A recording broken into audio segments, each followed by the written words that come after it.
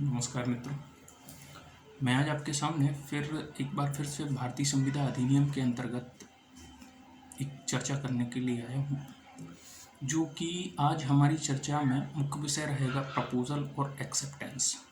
कैसे प्रपोजल होता है, कैसे उसे स्वीकार किया जाता है। पर इस चर्चा से पूर्व में एक पिछली बार जो हमारा वीडियो के माध्यम से जो हमने चर्चा की थी, उसमें एक प्रश्न आया था कि एजेंट, अगर अवयस्क व्यक्ति को एजेंट बना दिया जाए तो क्या परिस्थितियां होंगी, जो भी पूछा गया था। तो मैं बताना चाहूँगा कि अवयस्क व्यक्ति बिल्कुल एजेंट हो सकता है। अवयस्क और जो व्यक्ति स्वस्थचित नहीं होता वो भी एजेंट हो सकता है। पर जब एजेंट होगा तो जो एजेंट की लाइबिलिटीज़ होती हैं कॉन्ट्रैक्ट करते समय, वो अवयस्क व्यक्ति पर नहीं आएंगी, क्योंकि 184 जब आप देखेंगे तो उसमें लिखा है कि जो प्राप्तवय और स्वस्थचित ना हो, ऐसे अभिकर्ता ना हो सकेगा कि मालिक के प्रति उत्तरदायी हो जाए। तो ये बात थी कि बिल्कुल एजेंट हो सकता है, कोई मना ही नहीं है। चलिए आज का विषय हम प्रारंभ करते हैं। संविदा निर्माण के लिए सबसे पहली बात अगर हम बात करें तो एक विधि द्वारा प्रवर्तनीय करार होना आवश्यक है। और करार का निर्माण प्रस्तावना, प्रतिग्रहण, फिर वचन, इन सब चीज़ों से करार का निर्माण होता है। विधि द्वारा प्रवर्तनीय एक करार के निर्माण हेतु सबसे महत्वपूर्ण होता है किसी व्यक्ति को प्रपोजल करना, उसके द्वारा स्वीकार करना और स्वीकृति के पश्चात उसका वचन का रूप धारण करना, तब जाके एक करार का निर्माण होता है। और करार ऐसा होना चाहिए जो विधि के अनुसार प्रवर्तनीय हो, तब जाके एक संविदा का निर्माण होता है।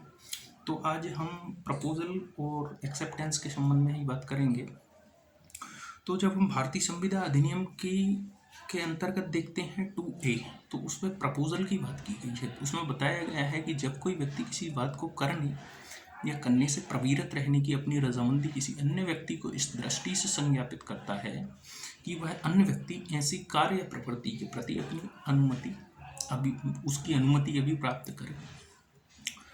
तो हम जैसे किसी व्यक्ति से कोई ऑफर देते हैं कि भाई ऐसा करोगे, अगर सामने वाला हाँ करता है तो कहा जाता है कि स्वीकार कर लिया गया, प्रतिग्रहित कर लिया गया, एक्सेप्टेंस हो गया है। तो इसके संबंध में कुछ आवश्यक तत्व देखें तो सबसे पहले आवश्यक तत्वों के माध्यम से सबसे पहले होना चाहिए कि 2 व्यक्ति होना आवश्यक है। क्यों 2 व्यक्तियों की मैंने ये बात इसलिए कही क्योंकि कोई भी व्यक्ति अपने आप से कोई प्रपोजल नहीं कर सकता, क्योंकि अपने आप से प्रपोजल की कोई व्यवस्था नहीं है। हम अपने आप से कोई प्रस्तावना नहीं कर सकते हैं। दूसरी बात, इसके संबंध में फिर अगर देखें तो इसे कम्युनिकेट, संसूचित किया जाना आवश्यक है। जब तक सामने वाले व्यक्ति को आपके द्वारा दिए गए प्रपोजल का अगर ज्ञान नहीं होता है तो उसे वह व्यक्ति स्वीकार नहीं कर सकता है। जैसा कि क्योंकि प्रतिग्रहिता बिना प्रस्तावना के ज्ञान के उसे स्वीकार नहीं कर सकता है। हम इसके संबंध में एक मामले पर भी विचार करेंगे जिसके संबंध में बताया गया है ज्ञान होने के बाद ही किसी चीज़ को स्वीकार किया जाता है। तो इसके संबंध में एक मामला है लालमन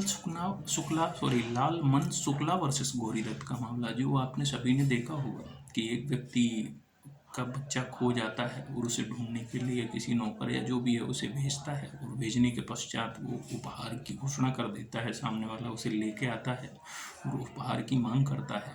तो उसी में ये बात बताई गई थी कि जब तुम ढूंढने के लिए गए थे उस समय आपको ऐसी कोई भी प्रपोजल या प्रस्तावना का ज्ञान नहीं था, लेके आ गए, इसके पश्चात ये ज्ञान हुआ है, तो इसीलिए यहाँ पर संविदा का निर्माण नहीं होता है। अब तीसरी अगर हम बात करें तो निश्चित होना चाहिए।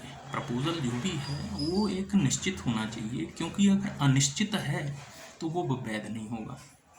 अनिश्चित अगर प्रपोजल आपके द्वारा दिया गया है तो वो वैध नहीं होगा। क्यों? क्योंकि धारा 29 अगर हम आगे देखेंगे कॉन्ट्रैक्ट एक्ट के अंतर्गत, तो अनिश्चित चीज़ों के संबंध में बताती है। जो अनिश्चित चीज़ें होती हैं वो वैध नहीं होती हैं।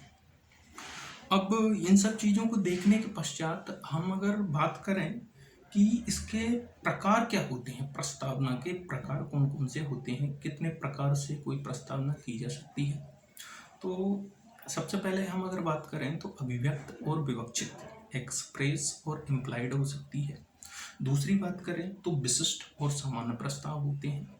तीसरी बात करें तो स्थायी और चलत प्रस्ताव होते हैं।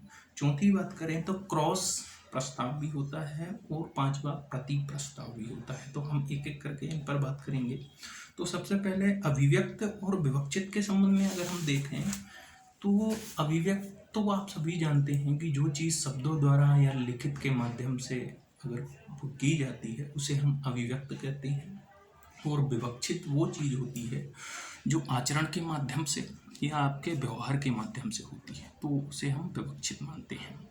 अब इसके बाद अगर हम देखें तो सेकंड बात है हमारी विशिष्ट और सामान्य प्रस्ताव। तो विशिष्ट प्रस्ताव क्या होता है, सामान्य प्रस्ताव क्या होता है? विशिष्ट प्रस्ताव वही होता है जो किसी विशिष्ट व्यक्तियों को या एक विशिष्ट समूह को किया जाता है, और कोई व्यक्ति ऐसे प्रस्ताव को स्वीकार नहीं कर सकता है।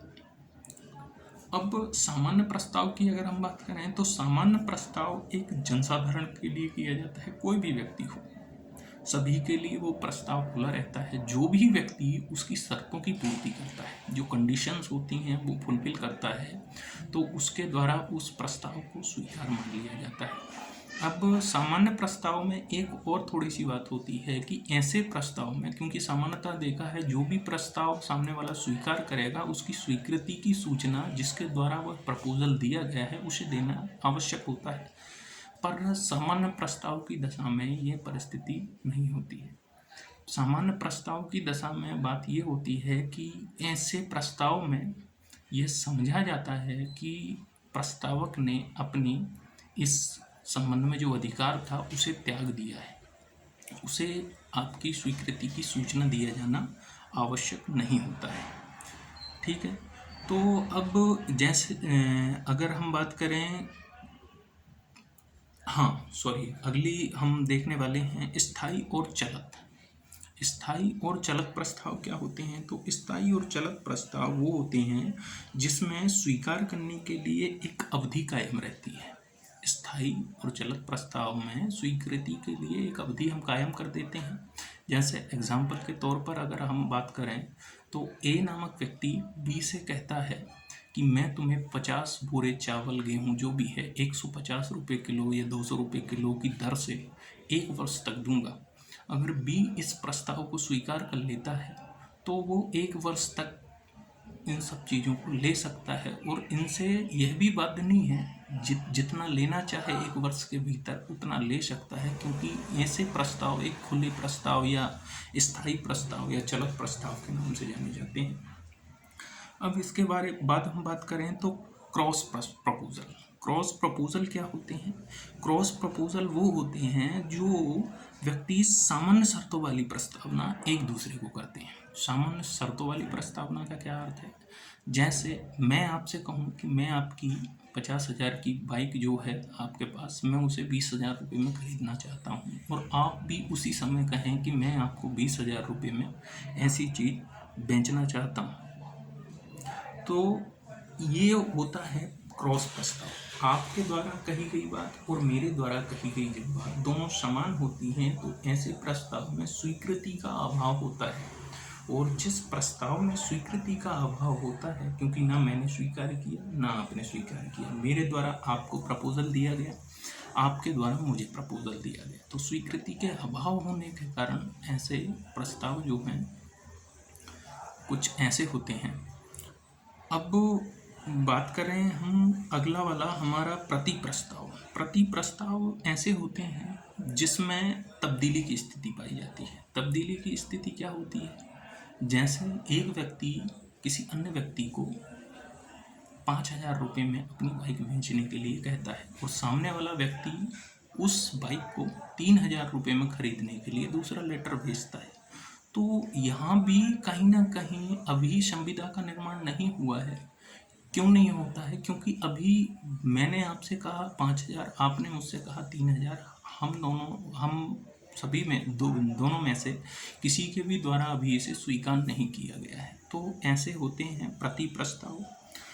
अब हम एक चीज़ और यहाँ पर देखें कि सामान्य प्रस्ताव के संबंध में मैं आपसे एक बात करना चाहूँगा। अगर ये प्रश्न हो कभी कि क्या एक सामान्य प्रस्ताव जनसाधारण को किए जाने के पश्चात सभी व्यक्तियों के साथ संविदा की जाती है, तो ये 2 परिस्थितियाँ होती हैं।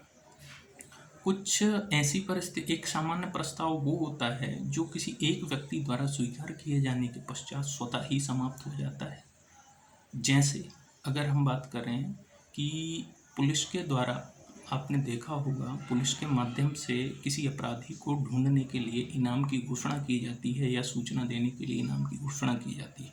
तो ये घोषणा सभी के लिए होती है या ये प्रस्तावना सभी के लिए होती है, पर जो व्यक्ति उसे सूचना देता है उसके पश्चात ऐसी प्रस्तावना स्वतः समाप्त हो जाती है। उसके बाद उस प्रस्तावना का कोई महत्व नहीं बचता है। तो दोनों परिस्थितियाँ होती हैं और एक प्रस्तावना ऐसी होती है, ये उसकी प्रकृति और जो प्रस्तावना की जाती है उसके नेचर से ही हमें पता चलता है कि कैसी है, कि समाप्त हो जाएगी कि नहीं होगी। इसके बाद हम दूसरी बात करें तो एक प्रस्तावना ऐसी होती है जो सभी के लिए होती है और जो जो व्यक्ति इसकी शर्तों की पूर्ति करता जाता है उस व्यक्ति के साथ संविदा का निर्माण होता रहता है।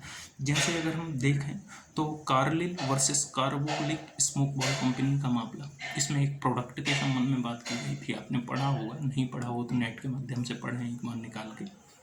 तो ऐसी प्रस्तावना भी होती हैं। अब हम एक प्रश्न अक्सर आता है, हमने अगर आपने और हमने ऊटी लगाई हैं तो हमने देखा होगा, अगर नहीं लगाई हैं तो लगाएंगे, स्वाभाविक ही है कि कुछ प्रश्न पूछे जाते हैं। उसमें पूछा जाता है कि ये प्रस्ताव है या प्रस्ताव के लिए निमंत्रण है। 2 से 3 जो मेरी जानकारी में है मैं आपको बताना चाहूँगा कि जहाँ बेचने के लिए अक्सर ये प्रश्न आता है कि बेचने के लिए कोई वस्तु बेचने के लिए अपने शोकेस पे दुकान पर लगा दी जाती है और उसमें मूल्य की पर्ची चिपकी रहती है। तो ये क्या है, प्रस्ताव है या प्रस्ताव के लिए निमंत्रण है? तो ये अभी प्रपोजल नहीं है, ये प्रपोजल के लिए आमंत्रण होता है कि आप चाहें तो खरीद लें, नहीं चाहें तो नहीं खरीदें।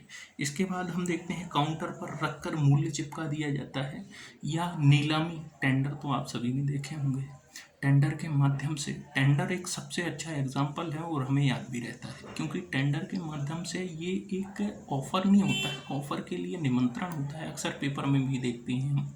तो ये निमंत्रण होता है कि आप चाहें तो आके खरीद लें और इसके पश्चात ये संविदा का निर्माण करते हैं। अब इसके बाद हम अगर देखें तो इसको प्रतिग्रहण के लिए क्या क्या चीज़ें होती हैं।